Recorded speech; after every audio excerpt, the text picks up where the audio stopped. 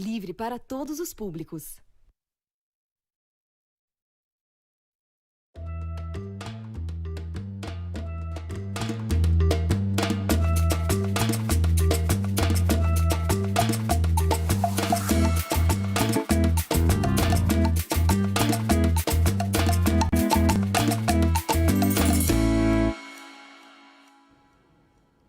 Olá pessoal, quinta-feira, 31 de outubro, começa mais um Bom para Todos ao vivo aqui na TVT, com análise das principais notícias e os destaques do dia.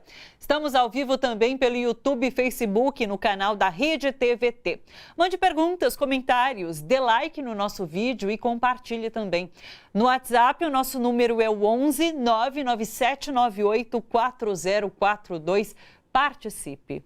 Vamos às notícias. O deputado federal Eduardo Bolsonaro, líder do PSL na Câmara, ameaçou a esquerda brasileira com um novo AI-5. O ato institucional número 5, editado durante o regime militar, resultou no fechamento imediato e por tempo indeterminado do Congresso Nacional e assembleias nos estados. A afirmação foi feita em entrevista à jornalista Leda Nagli no YouTube. Vamos ver. Em algum momento tem que encarar de frente isso daí. Vai chegar um momento em que a situação vai ser igual ao final dos anos 60 no Brasil, quando sequestravam aeronaves, quando sequestravam-se grandes autoridades, cônsules, embaixadores, execução de policiais, de militares. Se a esquerda radicalizar esse ponto, a gente vai precisar ter uma resposta. E uma resposta ela pode ser via um novo AI-5, pode ser via uma legislação aprovada através de um plebiscito, como ocorreu na Itália.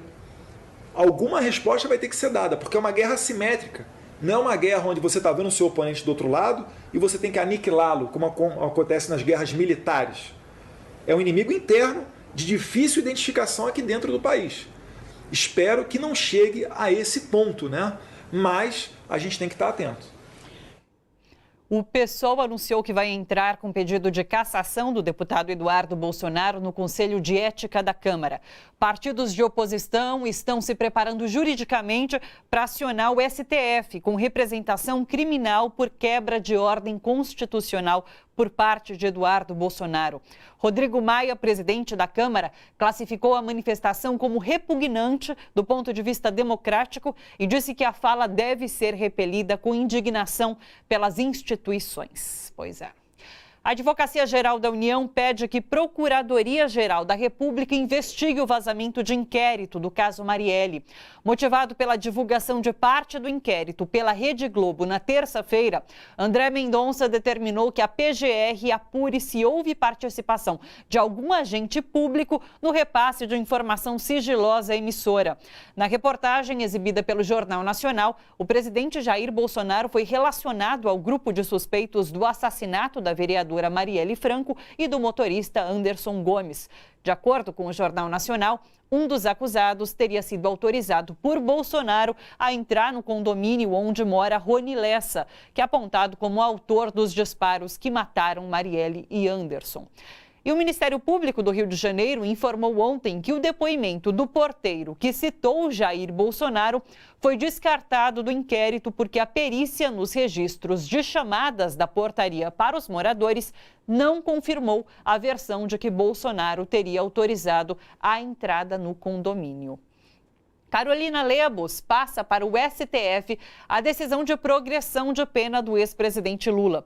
A juíza de execução penal avalia que Lula cumpre todos os requisitos legais para cumprir o restante da pena em regime semiaberto. Mas, diante da negação de Lula em deixar a prisão sem a declaração de inocência, Lebos enviou então o caso para que o ministro do Supremo, Edson Fachin, decida. Quem comenta as notícias hoje com a gente é o historiador Fernando Horta. Oi, Fernando, tudo bom? Tudo bom, Thalita? Como é que vamos? Tudo certo, apesar dos apesares, porque é necessária uma resposta contundente para uma fala, para um ataque como esse de Eduardo Bolsonaro, não? Isso.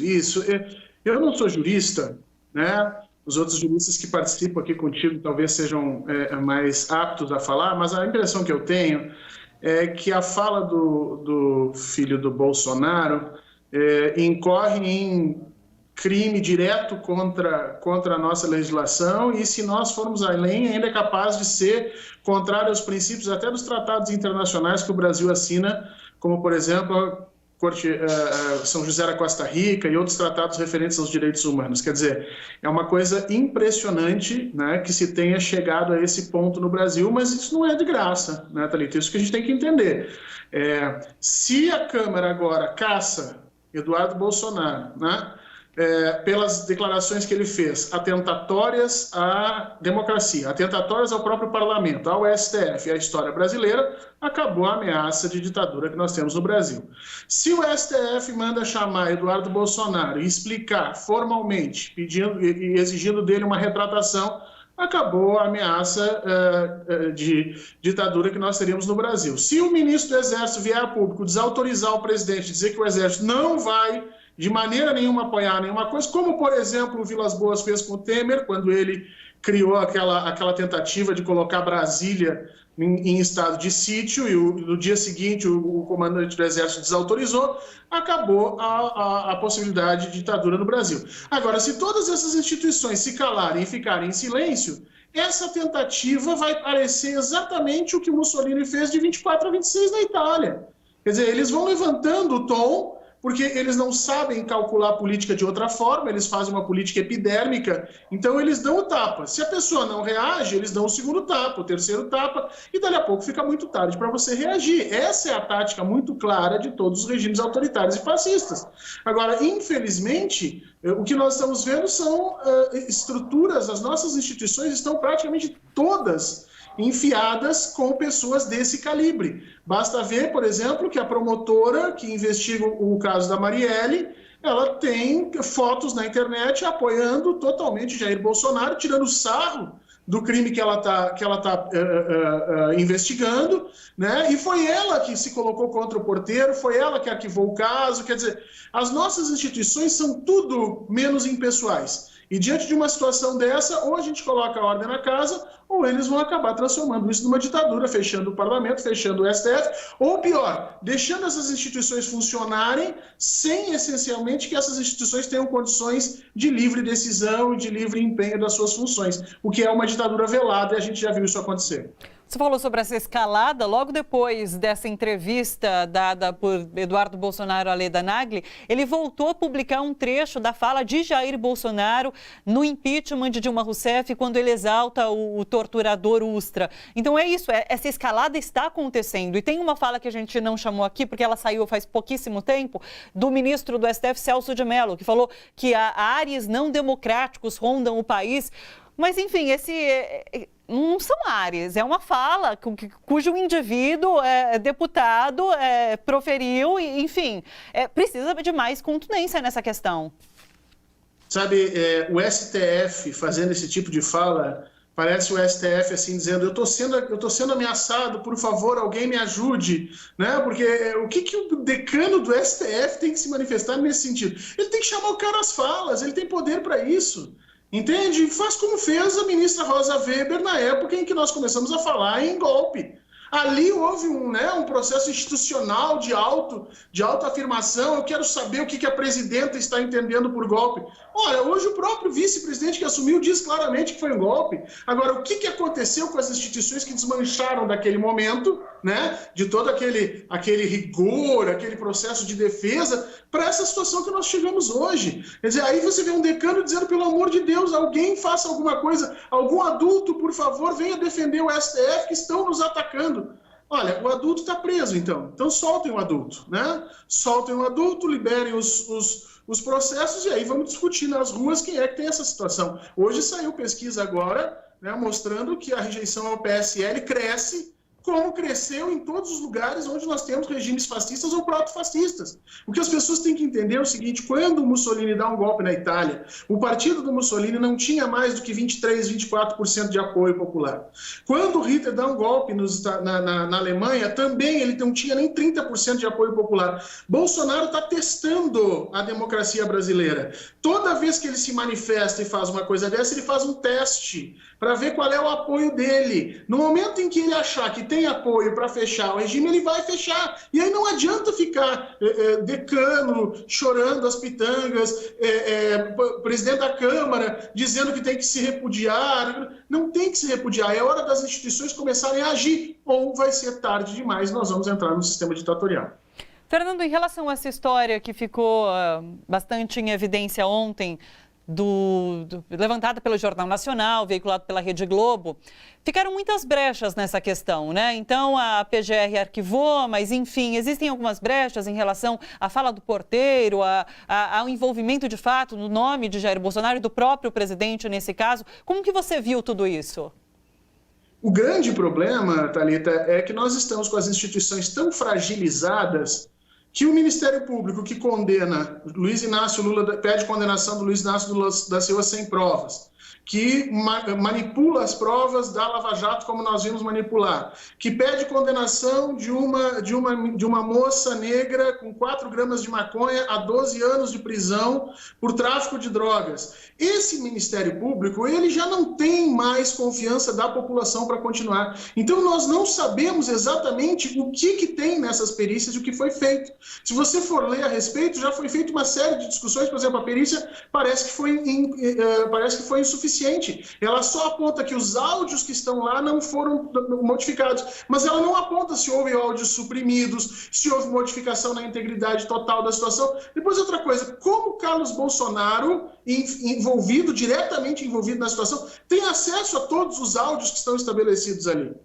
Como uma procuradora do Ministério Público, que precisa ser impessoal, isenta e profundamente neutra nesse processo, vem às redes sociais sem o mínimo pudor a abraçar a gente que atacou a memória da Marielle, dizer que nós vivíamos num cativeiro esquerdopata. Quer dizer, as instituições brasileiras entraram num pântano tão grande depois do impeachment, sem prova nenhuma, contra Dilma Rousseff, que nós, população, não sabemos mais o que está certo e o que é errado. E aí nós entramos na sociedade da mão grande, né? Vai valer quem puder fazer mais, quem gritar mais. E isso termina exatamente no processo ditatorial, porque quem pode mais é quem tem as armas, né? E quem tem as armas nós sabemos de que lado está. Então, assim, nós entramos nesse pântano conscientemente. Eles fizeram isso para destruir o legado e prender Luiz Inácio Lula da Silva e não deixar que ele ganhasse uma nova eleição. Tudo isso foi pensado. O que os agentes não pensaram é que desse processo ia decorrer, ou melhor, como diz um amigo meu,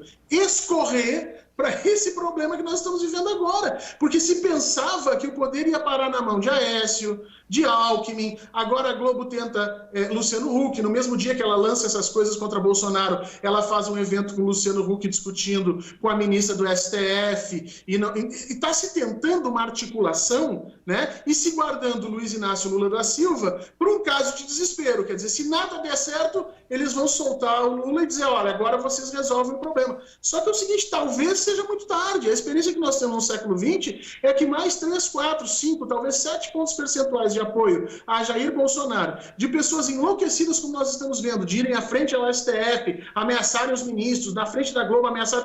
Esse tipo de pessoa, mais 7% de apoio, e ele fecha o Brasil, ele fecha o regime. E aí essas ameaças dos filhos dele não serão ameaças, serão concretizações. E pasmem, olha só, Thalita, o regime militar não ameaçou o AI-5. O regime militar foi lá e decretou o AI-5, porque tinha poderes para fazer isso. O Jair Bolsonaro não os tem ainda, mas se nós deixarmos com que isso continue, com esse tipo de ameaça, sem nenhum tipo de reprovação e punição imediata, não adianta chegar lá e pedir, olha, Eduardo Bolsonaro, peça desculpas, aí ele vem a público dizer, não, é um menino, se enganou, né, como ele fez no caso dos 2 carros. Não é isso que se requer mais, estão se aumentando as apostas e os agentes não estão se dando conta disso. É impressionante a falta de capacidade do nosso STF. Eu não sei se os ministros lá são incapazes, se são inconsequentes, se são irracionais, se não têm conhecimento para tanto, não dá para entender o que está acontecendo, mas eles são os guardiões da Constituição brasileira. Em última instância, eles são os guardiões da nossa democracia. Já permitiram o abalo que foi com relação a Dilma. Se continuar isso, olha, nós estamos 1 ano do governo Bolsonaro, 1 ano. Nós não estamos na metade do mandato, nós não estamos nem no momento mais violento, porque as reformas econômicas que ele se propõe a fazer não começaram a surtir efeito ainda. Quando elas começarem a surtir efeito, nós vamos ter mais recessão, mais miséria, mais problema, e aí essa situação vai se tornar insustentável. Estão brincando com coisas sérias há 4 anos. E nós estamos aqui, nós acadêmicos, historiadores, filósofos, sociólogos, nós estamos andando o país, falando para as pessoas a respeito disso,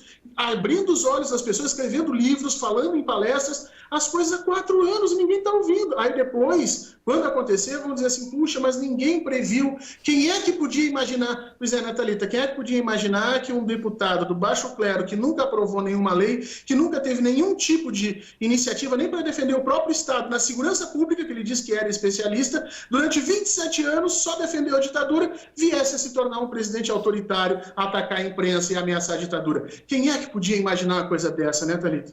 É o momento do eu avisei, né?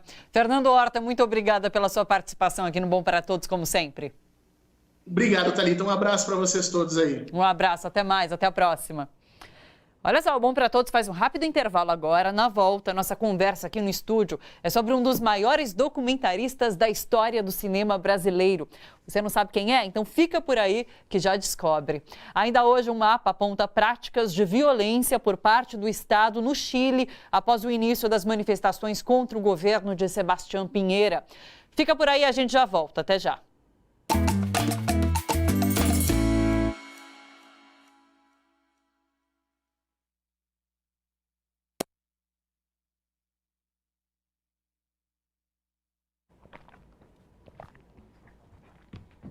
Isso, exatamente. Olá! Oi, tudo bem, Thalita? Carlos Alberto. Olá, Carlos Alberto. Seja bem-vindo. Prazer. Pode sentar aqui. Tá. Olá, Gregório. Como vai? Tudo bem? Eu bem, e você? Tudo em ordem. Seja bem-vindo. Muito obrigado. Pode se sentar. Senta aqui, Gregório. Isso. Por favor, você. Não interfere na ordem das respostas, fiquem à vontade.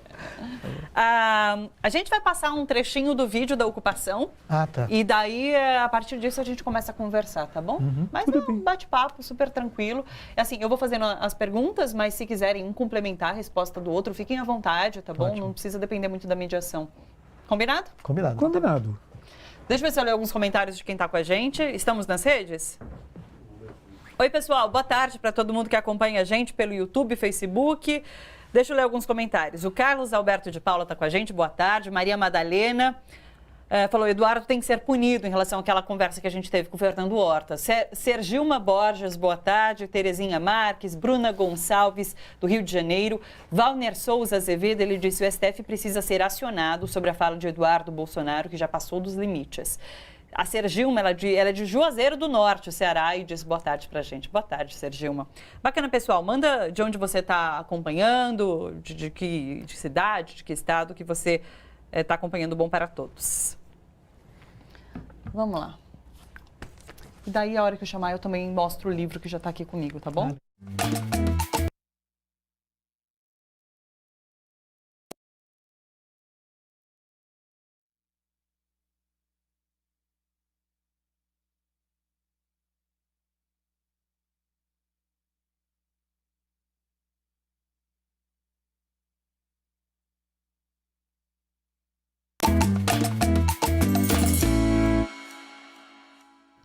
Bom para Todos de volta ao vivo.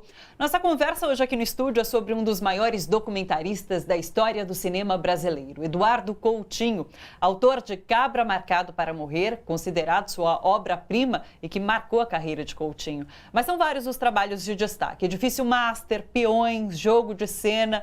Para a gente saber mais sobre a vida e o trabalho de Coutinho, estamos aqui no estúdio com o jornalista, escritor, pesquisador e crítico de cinema, Carlos Alberto Matos, um dos curadores da ocupação Eduardo Coutinho no Itaú Cultural e autor do livro Sete Faces de Eduardo Coutinho. Convidamos também o jornalista e documentarista Gregório Bassic, autor do documentário Retrato de Classe, uma referência do cine documentário brasileiro e que nos anos 70, junto com Coutinho, foi um dos documentaristas do Globo Repórter na TV Globo. Sejam muito bem-vindos, pessoal. Muito obrigada pela presença. Boa tarde. Boa tarde. Obrigada. Olha só, antes da gente começar, vamos acompanhar o vídeo da ocupação Eduardo Coutinho no Itaú Cultural. Roda pra gente.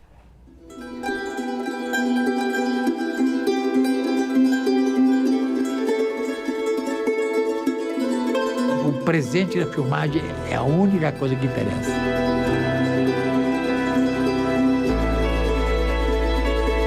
A pessoa fala uma coisa, mas por que eu estou lá? E porque eu estou lá, se produz uma coisa pelo fato de haver interlocutor numa Câmara, para o bem e para o mal.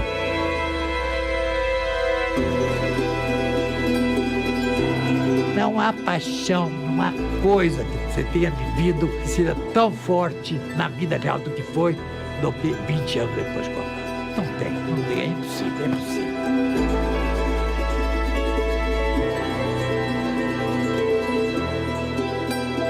Os meus filhos veem o mundo com olhar feliz. Todo ao contrário do que eu sou. E é por isso que são importantes para mim.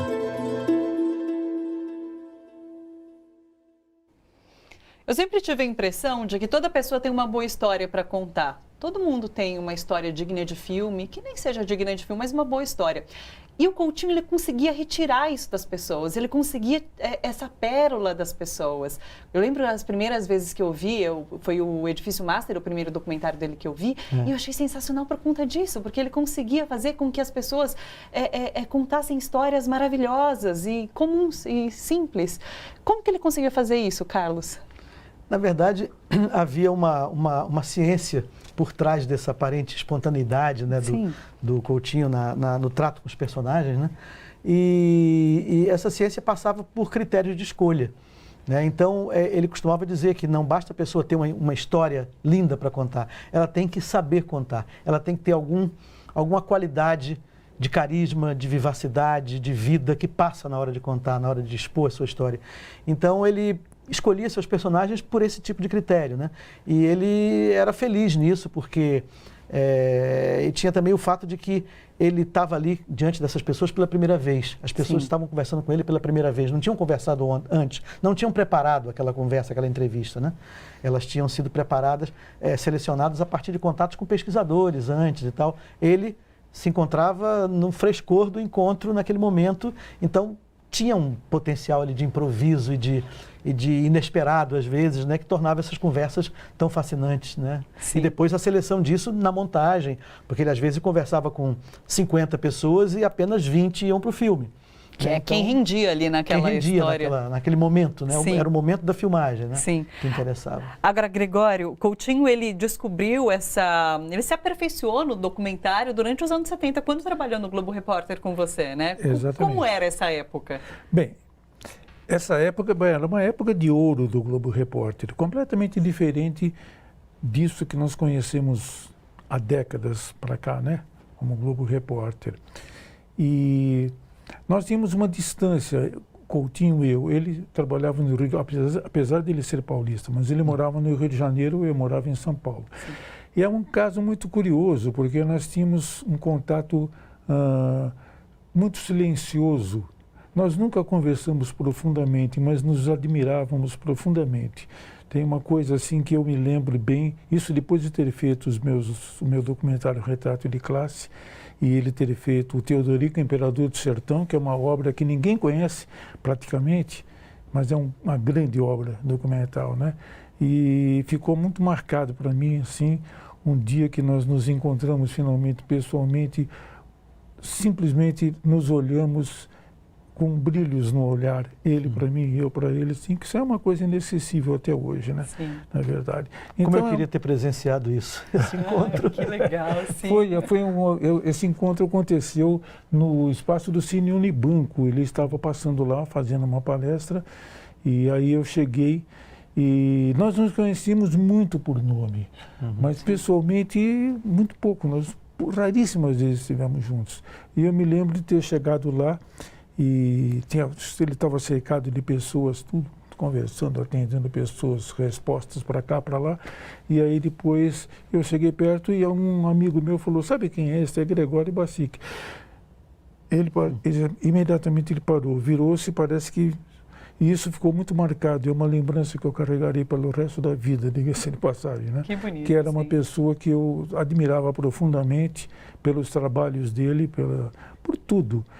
E ele também admirava o meu trabalho, né? Sim. Então foi uma coisa muito interessante por conta disso. Sim. Nessa ocasião do Globo Repórter, nós tivemos um ano praticamente, segundo semestre de 77 e primeiro semestre de 78, praticamente isso, uma fase de ouro do Globo Repórter, onde se fazia documentários, mas apesar da origem da maior parte das pessoas do jornalismo, nós éramos todos jornalistas, mas não nos comportávamos como jornalistas, mas como documentaristas.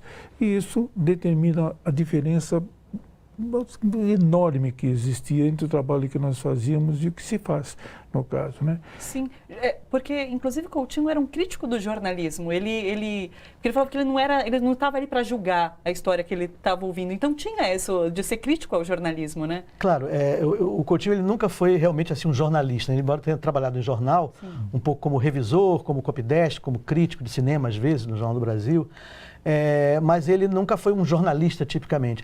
Quando ele foi para o Globo Repórter, ele foi primeiro porque era um emprego fixo e que lhe permitia fazer cinema de alguma maneira, né? E o Globo Repórter tinha essa abertura nessa época para fazer filmes como Retrato de Classe, como Teodorico, como 6 Dias de Ouricuri, como vários Globo Repórteres clássicos que o Coutinho fez também. E tinha essa liberdade, tinha uma certa autonomia em relação à direção da Globo, né?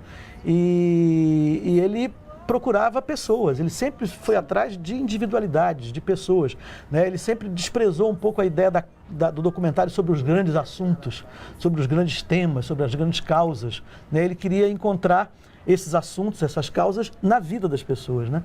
Então, por isso essa diferença entre o jornalismo que vai atrás de esclarecer coisas, de ter fatos, de buscar a verdade, né? A verdade que ele buscava era outra. Essa verdade das pessoas que ele buscava podia estar na fantasia, podia estar na mentira, podia estar na fabulação que as pessoas faziam da própria vida, né? Então era essa diferença realmente grande que ele marcava em relação ao jornalismo, né? Sim. E Gregório, apesar de vocês estarem ali no Globo Repórter num período de regime militar, vocês tinham uma liberdade bastante grande para fazer o material, para experimentar linguagens novas. Tínhamos, eu acho que as nossas linguagens, inclusive, elas já vinham de uma forma inexplicavelmente ou muito explicavelmente fechadas contra a censura, no caso, contra a objeção, contra a proibição dos programas todos e tal. Eu queria, por exemplo, no Retrato de Classe, fazendo um recorte mostrando pessoas comuns, pessoas assim chamadas comuns, né? Não existia ninguém absolutamente famoso, ninguém que tivesse destacado por qualquer coisa. Pegar uma turma comum e mostrar a classe média e ter um olhar crítico sobre essa classe média, porém sem eu falar nada. Era mostrar, deixar que as pessoas falassem, que é uma coisa que eu diria que de uma outra forma, num contexto completamente diferente. O Coutinho, por exemplo, teve no Teodorico, Imperador do Sertão também, apesar de que lá ele estava centrado numa pessoa só, que era o próprio Teodorico, no caso, né? E eu acho que, como todos os documentaristas, tanto eu costumo dizer que o Retrato de Classe era o resultado de acasos muito felizes na documentação. E eu acho que o do Coutinho também. Todo documentarista depende disso, né? Acasos felizes. Por quê? Porque você pode chegar e conseguir com quem você está ouvindo ou não. Sim.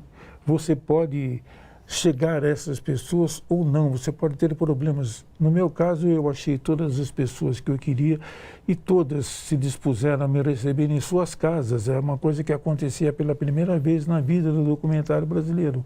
O documentário entrar na casa das pessoas e conviver com elas lá dentro, certo? O Coutinho, por exemplo, ele entrou nas fazendas do Teodorico, que é um pedaço do Rio Grande do Norte, certo? Sim. E tudo tinha que acontecer como ele desejava, e aconteceu, e não porque ele disse, eu quero que seja assim, é porque aconteceu. São os acasos, de fato. Até o contrário, né? Ele não esperava que acontecesse assim. Ele foi filmar, fazer um documentário sobre aquele personagem, e o personagem toma o filme para si, né? Se apodera do filme e ele deixa... Passa a ser o entrevistador, inclusive. Passa a ser o entrevistador dos seus empregados e passa a ser o apresentador do programa, e ele deixa rolar para que o cara se exponha. Sim. De uma maneira que ele talvez fácil, não conseguisse expor, né? Que ficou fácil, porque o Teodorico, ele era quase que um capitão hereditário Médici, né? Era a capitania hereditária. Mas ele se comportava como um deus para aquelas pessoas, como o dono daquelas pessoas. Sim. Ele determinava o que elas iam fazer sem o menor problema ético, moral. Essas coisas corriam em outro trilho, que não tinha nada a ver. Ele se expôs. Agora você falou sobre essa questão dos improvisos. Coutinho não trabalhava com roteiro, por exemplo, né? Quando ele ia ouvir muitos dos documentários em que ele ouve as pessoas, é isso, vamos para um lugar e ali a gente vai escutar essas pessoas. Não tinha um roteiro pré-estabelecido. Não existe, ninguém trabalha com roteiro nesse caso. Não. Ninguém, não só você ele, também, não só eu, nem ninguém. Retrato de classe também não. Não, nenhum roteiro. Sim. E é muito difícil. Se você fizer um roteiro para um documentário, você passou a fazer ficção. Essa que é a coisa. Não nada contra a ficção, pelo contrário. Sim. Mas é outro caminho, é outra história, né? Às vezes se faz roteiros assim para atender um edital, uma demanda de um edital e tal, mas depois aquilo lá vira... O Coutinho escrevia sinopses, argumentos e tal, para apresentar o edital. Às vezes ele colocava até assim, entre parênteses, falso. Roteiro falso, entre parênteses, só para constar. E mandava. Agora, depois, o improviso é o acaso, né? Que comanda tudo mais. Eu li algo, inclusive, sobre a montagem. Ele respeita a ordem cronológica das entrevistas. Em alguns casos, sim, porque ele dizia, eu não quero construir nada falso, artificial, a partir do que eu filmei. Eu não quero que as coisas passem da maneira como eu filmei, como eu encontrei, são encontros, né? Os meus filmes são uma sucessão de encontros dele com as pessoas. Então ele não queria criar dramaturgias artificiais na montagem, né? Então para isso ele falou, qual é a melhor solução? É deixar as coisas na ordem que foram filmadas, a não ser que essa ordem crie uma dramaturgia que dê a impressão de que eu armei assim. Aí ele desarmava, né? Por exemplo, no Edifício Master, o último personagem que ele filmou foi o Seu Henrique, que canta o My Way, do Frank Sinatra, extraordinariamente, e era o último. Mas ele falou, se eu deixar isso aí, vai parecer que eu botei isso para ser a apoteose do filme. Então ele tirou, botou no meio do filme e deixou o filme terminar com a penúltima, que era uma entrevista mais suave, mais tranquila. A frase que eu li é que ele não queria que acabasse com ponto de exclamação, e sim com a reticência. Exatamente. E foi isso que ele fez. Foi isso que ele fez. Exatamente. Agora, Gregório, você acha que hoje em dia o documentário, hoje em dia, não só hoje em dia, no passado também, o documentário ele mostra a realidade de uma forma mais crua do que a própria reportagem, do que o próprio jornalismo? Em princípio deveria ser assim, depende do documentário. Né? Depende do documentarista, depende do tema que é abordado, né? No caso. Depende também do caminho que você escolhe para enfocar esse tema. Então, me reportando ao Retrato de Classe, é o que eu disse. Eu estava querendo fazer um documentário sobre uma faixa da classe média e o que aconteceu na vida daquela... O que as pessoas fizeram de suas vidas ou deixaram que fizessem das vidas delas, inclusive. Agora, o retrato, a fotografia, a busca daqueles personagens todos é o caminho que eu encontrei. Sim. Quer dizer, a ideia é anterior ainda, né? Depois, esse caminho é que se desenvolve. E acho que essa é uma coisa que precisa ser um pouco trabalhada mais nos documentários atualmente. O documentário atualmente, eu acho que por conta das evoluções tecnológicas pelas quais nós passamos, todo mundo tem uma câmera, um celular, vai, filma, etc. Tudo ficou mais fácil, né? Mais simples, assim. Mais simples, né? Mas eu acho que as linguagens deveriam ficar um pouco mais... bem tratadas, mais apuradas. Mais elaboração, né? Exatamente. Agora, tem alguns documentários atuais super importantes que procuram essa elaboração. Né? Por exemplo, um exemplo é o Torre das Donzelas, né? Sim. Um documentário extraordinário da Suzana Lira. E que ela cria aquele estúdio, né? Uma réplica estilizada do que teria sido o presídio Tiradentes, né? E coloca as mulheres ali dentro e aquilo é um ativador de memória impressionante, que aquilo gera emoções, gera lembranças, né, que de outra forma não apareceriam, talvez. Né? É um componente fundamental sem dúvida. Né? Vou fazer uma breve pausa nessa conversa, a gente já volta. Vamos para um outro assunto. Olha só, o Chile tem registrado relatos de violência por parte de carabineiros e de agentes do Estado desde o início das manifestações contra o presidente Sebastião Pinheira e o decreto de estado de emergência em todo o país. Um mapa interativo está reunindo essas denúncias. Sobre isso a gente conversa agora com o Gunter Alexander, que é editor da agência Presença. Olá, Gunter, bem-vindo novamente aqui no Bom para Todos. Tudo bom? Olá, Thalita, tudo ótimo. Gunter, fala um pouquinho sobre esse mapa, então. A Pracense, inclusive, faz parte da organização. Vocês estão reunindo esses depoimentos, essas denúncias e colocando ali para localizar onde que essa violência aconteceu? Sim, é importante dar uma visão de conjunto, porque às vezes esse mapa ele surgiu porque alguns veículos tradicionais aqui do Chile fizeram um mapa dos saques nos supermercados, mas não fizeram um mapa, né, da violência contra as pessoas, ou seja, patrimônio mais importante do que a vida. A gente começou a reunir alguns outros veículos do Chile e do Brasil e estamos fazendo um mapa em conjunto, né?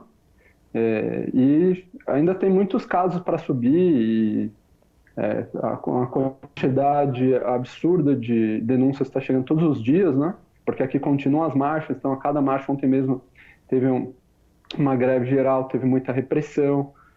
Em Valparaíso, por exemplo, se registraram mais de 167 querelhas, né, que eles chamam que são denúncias, né, boletins de ocorrência, contra carabineiros e militares e tal. Então está acontecendo num volume muito grande, né? Sim, É porque por isso que a gente está mapeando.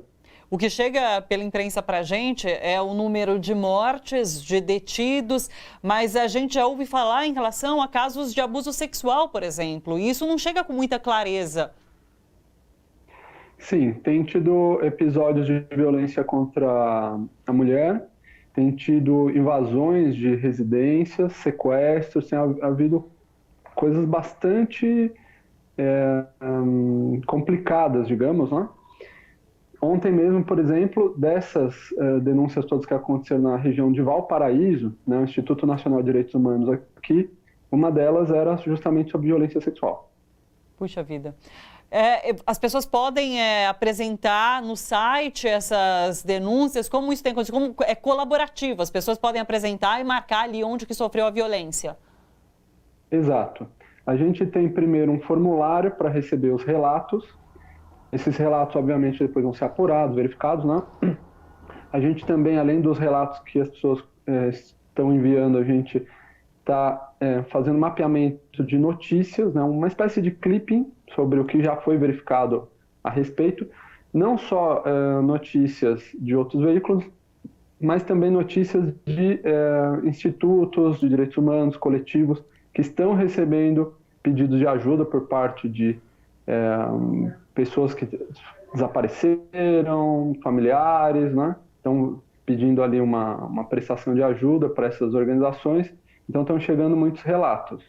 Sim. E a pessoa pode preencher esse formulário, pode ir através de uma das organizações também, né, que está participando, tem o Museu da Memória, tem o coletivo Colônia de Dignidade, tem alguns veículos como Eu Desconcerto, que é aqui do Chile, tem o GGN aí do Brasil, que também está um parceiro assim, bem forte nesse projeto. E então funciona dessa forma, tem esse formulário, depois a gente tenta dar um pouco de rosto para esses números, né? Mostrar que por trás dessas estatísticas tem pessoas, né, com nome, sobrenome, de carne e osso. Então tem ali uma parte um pouco mais gráfica, vai mostrando um pouco os relatos, as imagens e tal. E a gente vai linkando as matérias dos diferentes veículos ou organizações para as pessoas acessarem direto a fonte também, né? Então a gente está fazendo um trabalho de recopilação que depois pode servir também para tentar responsabilizar as autoridades que estão permitindo a cadeia de comando ter essa liberalidade toda no procedimento ali. Sim. As operações estão muito liberadas, assim, o pessoal está pintando e bordando, os militares. Sim. Gunter, só para finalizar, eu queria que você desse uma atualizada para a gente sobre a situação atual do Chile. Então, as centrais sindicais chamaram greve para ontem. O Piñera, por enquanto, compõe um novo governo e Sebastián e também caiu com o estado de emergência no país, é isso? Exato. Teve greve geral na quarta-feira, ontem, então está sendo convocada outra greve geral para amanhã, sexta-feira. Inclusive, alguns estão querendo puxar uma manifestação maior do que a da sexta-feira passada, que foi a maior da história de todo o país. Acredito que vai ter bastante mobilização amanhã também. Hoje teve até uma corrida aí nos supermercados e tal, foi meio curioso. E o que mais está acontecendo são os chamados cabildos, que são esses encontros, né, de consulta, de participação, de debater propostas para o país, alternativas a esse modelo tão nefasto, né, que implantaram aqui e querem levar para o Brasil agora, de aposentadorias, de economia, de tudo, né? Então, é até engraçado porque tem essas assembleias populares, esses cabildos, até com, por exemplo, pequenos empresários, mas também está acontecendo uma tentativa de apropriação por parte do próprio governo, né, e da direita. Por exemplo, uma ministra da Educação, que um dos principais pedidos era para que ela tivesse renunciado, né? Ela não renunciou, ela continua, e ela também está chamando um cabildo de educação, ou seja, então está rolando uma tentativa de apropriação muito grande também. Sim. Mas o fato é que está todo mundo ainda muito mobilizado. Maravilha, qualquer atualização a gente volta a se falar então. Gunter, obrigada pela participação. Tchau, tudo de bom. Até mais, um abraço. Olha, a gente faz um rápido intervalo, bom para todos, volta daqui a pouquinho, até já.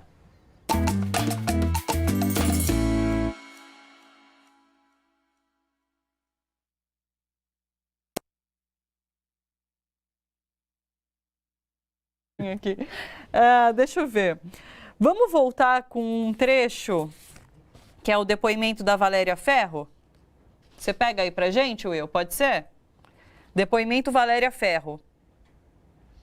Será que as pessoas sabem o que é o retrato de classe? O que é o filme? A gente tem um trecho, vamos mostrar. Tá, vamos mostrar também já o retrato de classe. Se assistirem um trecho, continuarão sem saber o que é. Pelo menos dá uma ilustração. Vamos chamar um trecho do... E eu quero também falar sobre o Cabra Marcado para Morrer, daí a gente também, de repente, tem uma relação entre os dois filmes, entre o Retrato de Classe e o Cabra Marcado, é bacana isso. Bacana, legal. Como dizem que tem uma relação entre ele e o Edifício Master também. Ah, é? Quem escreve isso não sou eu estou dizendo.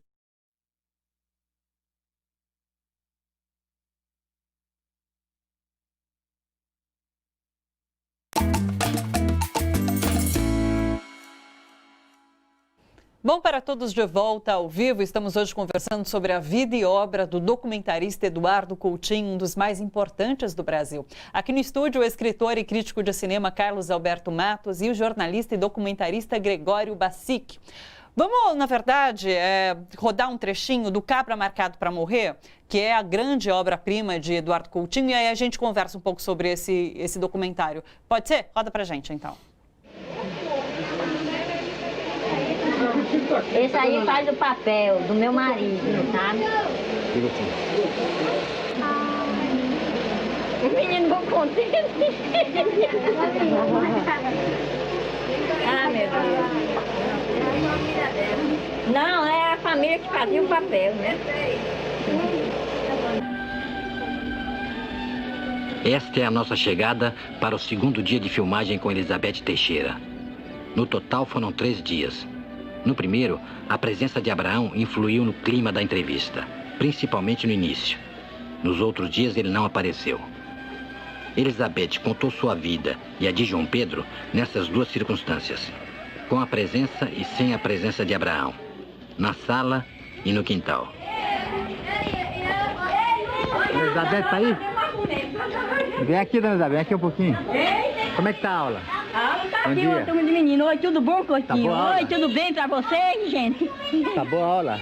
Tá, agora por hora veio até pouco menino. Hoje é o primeiro dia que eles vão saber, tomar conhecimento de quem é as professoras, aí hoje vem menos menino. Mas quer dar uma entradinha? E vem chegando. Tá bom. Tá, então a gente vai ver se a luz dá, tá bom? A luz dá, tá certo. Como é que vão aí pela cidade, tudo bom? Tudo bem. Hein, Coutinho? Aí hoje, ontem à noite eu me deitei e fiquei imaginando disso. A entrevista eu falei muito mal ontem, mas eu fiquei também muito emocionada. Fica com aquele, e vem, depois não foi aquilo. Porque eu devia ter começado direitinho a vida, como você queria, de início, né? Como nós começamos o namoro e depois casamos, fomos morar em Jaboatão, né? Eu tinha me expressado melhor. Se você tem deixado pra hoje, eu tinha me expressado melhor. Mas hoje a gente repete, a gente continua hoje. No quintal, não tem quintal aí? Tem quintal, tem. Entra, Coutinho, pra ver. Tá bom? Entra pra ver lá. Tá legal. Carlos, conta pra gente, porque na verdade Cabra Marcado para Morrer começou a ser gravado como uma quase ficção e daí ele foi interrompido por conta da censura e voltou a ser gravado anos depois, mas daí com uma outra característica, foi isso, né? Exatamente, ele resolveu fazer um filme sobre a história do João Pedro Teixeira, o líder camponês que tinha sido assassinado, né, na Paraíba. e no modelo que era do cinema neorrealista da época, que usava atores amadores, não profissionais. Então ele pegou camponeses para fazer o papel dos camponeses e pegou a viúva do João Pedro para fazer o papel dela própria. Que é essa personagem que aparece. Elizabeth Teixeira, que aparece aí 17 anos depois. E o filme foi interrompido pelo golpe militar de 64, né? Eles tiveram que se refugiar, foram tomados como cubanos, barbudos e tal. E o Coutinho alimentou esse desejo de voltar a esse material durante muito tempo, só que o tempo foi passando e não tinha mais como voltar no mesmo modelo. Então, 17 anos depois, ele retoma a coisa não mais como para continuar o filme interrompido, mas para recuperar a história dessas pessoas que estavam participando daquele filme, né? E já como um documentário, né, de busca, de procura dessas pessoas, que tem muita relação com o Retrato de Classe, né? Eu acho que são filmes parentes. O Retrato de Classe foi feito em 1977, na época que o Coutinho estava também se imantando por essa questão do documentário, do Globo Repórter. E o Retrato de Classe, que é a procura, né, de pessoas 22 anos depois de uma foto de colégio, de uma foto escolar, o Coutinho vai procurar essas pessoas 17 anos após um filme que ele estava fazendo e que ele próprio teve que interromper. Vamos aproveitar para ver um trechinho de Retrato de Classe? Temos? Roda pra gente. Quase todos sempre faziam uma flor, uma bala, um doce. Parece que gostavam de mim e aceitavam com bastante facilidade todos os conselhos que eu dava. E quando eu precisava de silêncio para ensinar alguma matéria nova, todos cooperavam. O tempo mais feliz da minha vida foi o tempo do primário. Dessa fotografia que me faz recordar são, não todos, alguns que eu posso dizer alguma coisa a respeito, assim, que eu tenho alguma lembrança, né? A professora era muito boazinha, tudo que a gente precisava, ela estava sempre disposta, assim, nunca estava assim de mau humor. A Luísa, eu lembro bem dela, da Solange, da Aurora, da Edila, eu lembro bastante bem também. Agora, vendo a fotografia, é que eu lembro quase de todos ali, muito bem. Da Luísa, também eu lembro, tinha um cabelo preto, comprido, para fazer um rabo de cavalo. Na época usava muito rabo de cavalo. Eu sempre gostei muito do jeito que o Francisco, sabe? A mãe do Francisco gostava muito de mim, sabe? E ela sempre brincava, ela queria que mais tarde eu e o Francisco viéssemos a casar. Então ela vivia brincando. A minha futura nora me deixava muito envergonhada. Namoro? Namoro, provavelmente dito, não. A nossa idade não é namoro, né? Tinha as meninas bonitinhas da classe, que evidentemente a gente olhava e mandava bilhetinho. E quando que Eunice pensava de você? Decididamente não lembro nada. Tem uma frase que eu não sei se é de Eduardo Coutinho ou se ele cita de alguma outra pessoa, que ele fala que o passado é melhor narrado do que vivido. Você acha, Gregório, que é por conta disso, inclusive, que esses dois documentários atingiram esse patamar? Eu não pensei nisso ainda. Mas, sem dúvida, são filmes sobre o tempo, né? São, do passado do tempo. Essa narração, de você ouvir as pessoas narrando sobre aquele passado, é muito interessante. É interessante. Agora, esse trecho que apareceu é um trecho inicial do filme só, né?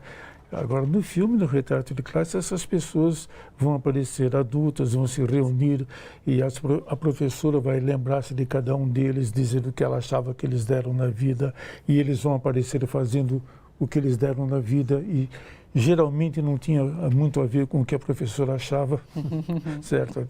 Tem algumas certas diferenças. Agora, eu acho que, tentando responder um pouco o que você está dizendo, né, do passado e do presente. Eu acho que ele pegou muito por conta dessa coisa, né? Essa lembrança do tempo da escola é de todo mundo, é de todos, não tem dúvida nenhuma, né? O caminho que eu queria mostrar, eu estava embutido nessa, vamos pegar por essa lembrança por aí, né? Sim. Certo? Agora, a diferenciação que eu diria, assim, em termos de documentais mesmo, do que eu fiz, eu acho que tem algumas coisas novas que remetem muito à questão do Coutinho, como a gente está dizendo. Por exemplo, esse foi o primeiro documentário passado na televisão brasileira, na Globo, sobretudo, no caso, em que, e dentro de um programa chamado Globo Repórter, em que o apresentador não narra o filme é narrado por um personagem do filme, a professora, pelas lembranças da professora, o tempo todo, no caso, da lembrança dela em relação a cada um, né? Segunda coisa, ou seja, isso liga com o Coutinho, essa primeira coisa, liga com o Teodorico, né? Com o Teodorico, que é narrado pelo ele que próprio, narra, não tem chefe Chapelin, não tem nada. E segunda coisa, que me parece importante, é o fato de que esse é o primeiro documentário que entra na casa das pessoas, que entrou e conseguiu se relacionar com as pessoas dentro da casa delas, dentro da ambiência que elas próprias vivem, respeitando as diferenças de ideias, seja o que for. Estava querendo mostrar simplesmente isso. Talvez isso tenha a ver com o Edifício Master, né? A semelhança com o Edifício Master do Coutinho, que é entrar na casa das pessoas e conversar naquele ambiente. O Coutinho nunca me disse isso, né? Assim, mas eu vi num texto escrito por Felipe Bragança sobre o retrato de classe, dizendo que ele diz assim, com certeza Coutinho inspirou-se no retrato de classe para poder entrar na casa das pessoas. Nessa questão da entrada de classe, eu não sei, eu podia ter perguntado qualquer coisa para o Coutinho, mas nós nunca ficamos nos perguntando coisas na vida, né, na verdade. Era uma coisa assim de respeito e admiro incrivelmente o que ele faz e ele admira o que eu fazia, no caso, né? Então, as ligações são essas. Agora, eu acho que é uma coisa muito importante para falar em relação a essa questão dos documentários de 77. Eles eram feitos em filme 16mm, magnético, som magnético e tal, né?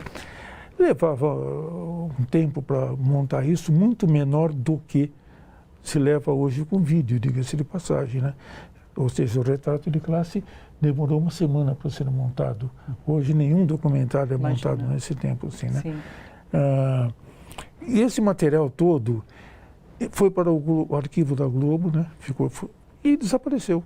Ninguém mais fala. Você vê que de toda a filmografia do Coutinho, que é o que nós estamos falando aqui, um dos menos conhecidos é o Teodorico, que é um trabalho importantíssimo dele.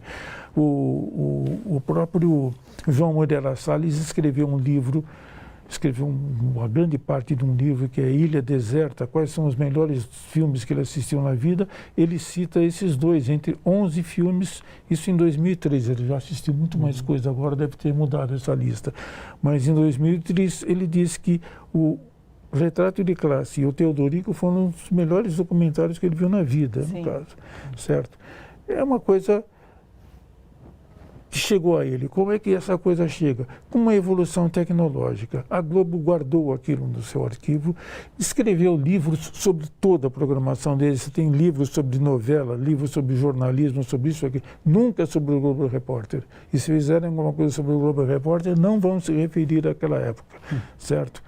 Então, isso desapareceu, morreu. Agora, com as mudanças tecnológicas, essa questão de DVD, VHS, não sei o que é tudo, o Amir Labaki conseguiu, graças a uma ajuda da Beth Formadini, inclusive, tirar do arquivo da Globo o retrato de classe e fazer uma cópia desse documentário com que ele praticamente inaugurou É Tudo Verdade aqui. O Amir Labaki é um grande fã desse filme, no caso, né?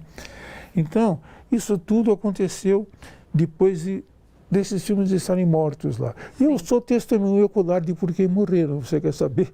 Por quê? Então, o que acontece? O Retrato de Classe teve uma repercussão extraordinária em 1977. Ou seja, a revista Veja, que era uma revista muito legível naquele tempo, a revista Veja deu 2 páginas dizendo que era o grande acontecimento do ano na televisão brasileira tinha sido esse documentário e tal, né? E mais saiu coisa no Pasquim, que não costumava comentar a programação da Globo de jeito nenhum, saiu coisas na última hora que existia antes, em diversos lugares, tal, né? Então a diretoria da Globo chamou o pessoal daqui da Globo, do Globo Repórter de São Paulo até lá no Rio, lá, vamos assistir esse filme, ver que filme é esse. Agora. Ninguém assistiu essa programação antes na televisão, vamos ver o que é. Eu não fui, certo? Não estive dentro da sala lá. Eu estava em São Paulo nesse dia, mas voltaram e disseram para mim, quando voltaram de lá, falaram: olha, ele era o diretor da Globo, né? Ficou absolutamente emocionado com o Retrato de Classe, ficou assim muito tocado. Ele disse, olha, maravilhoso, só que nós não vamos mais fazer isso. De exibir ou não vamos produzir mais nada parecido? Não vamos produzir mais nada parecido, é claro. Por quê? E ele tinha toda a razão, na verdade. Por quê? Porque não é um entretenimento.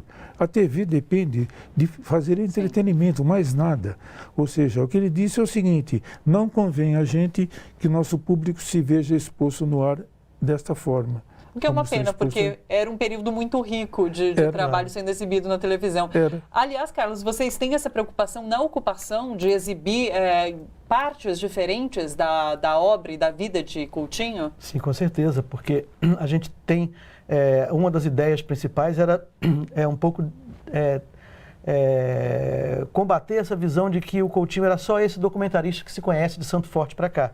Né? Ele tem toda uma história que o levou até esse momento de procurar esse diálogo entre ficção e realidade, entre representação e verdade e tal, que vem do início da carreira dele. Então a gente tem lá toda a fase de ficcionista, que é muito pouco conhecida nos anos 60, desde a produção que ele fez em Paris, como estudante de cinema, né, pequenos documentários nunca montados, até um curta de ficção surrealista delicioso, que está na ocupação também. Então tem essa preocupação de pegar essas diversas fases do Coutinho, de ficcionista, de documentarista social, engajado, de documentarista da conversa e tal, e de experimentalista também, experimentador, né, com essas fronteiras, e ter um pouquinho disso tudo através de trechos de depoimentos onde o próprio Coutinho fala da sua ideia de cinema, do seu processo de criação, trechos de filmes que ilustram esse pensamento, né, objetos, documentos pessoais e de criação, de que esclarecem como ele tratava a pesquisa, como ele tratava a filmagem, a montagem, etc. Então, acho que é uma visão condensada, mas muito densa, assim, do processo todo da história do Coutinho. Sim. E agora, no livro, você traz algumas coisas interessantes. Você fala sobre a abordagem você aborda, na verdade, as manias, as obsessões e os traços de personalidade que influenciavam a obra de Eduardo Coutinho.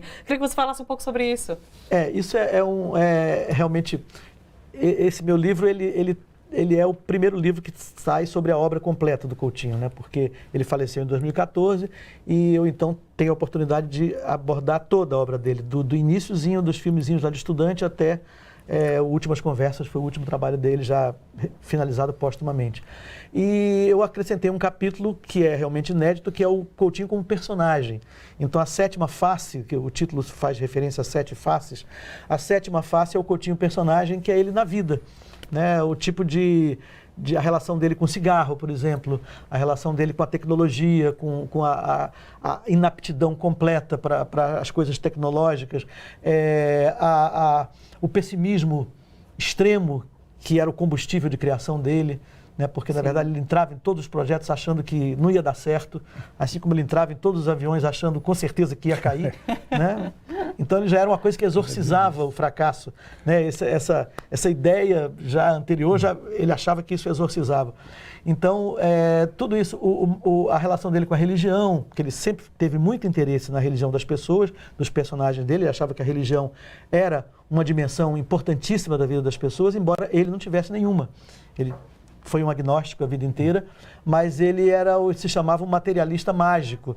Então ele tinha superstições, ele andava com a santinha no bolso na hora de entrar no avião, né? Tinha essas coisas assim que tornam ele um personagem muito interessante, muito curioso.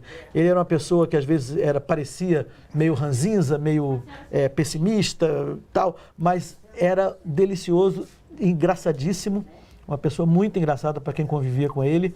É uma pessoa extremamente culta, então eu falo também das influências, da formação dele e um pouco dos herdeiros, de quem herdou alguma coisa do cinema dele também, nesse capítulo do personagem. Sim. Bassi, que um pouco do que o Carlos falou, não depende só do personagem, daquela pessoa que está contando uma história, mas depende muito do entrevistador também, né? Sim. Qual é a dica para um bom entrevistador?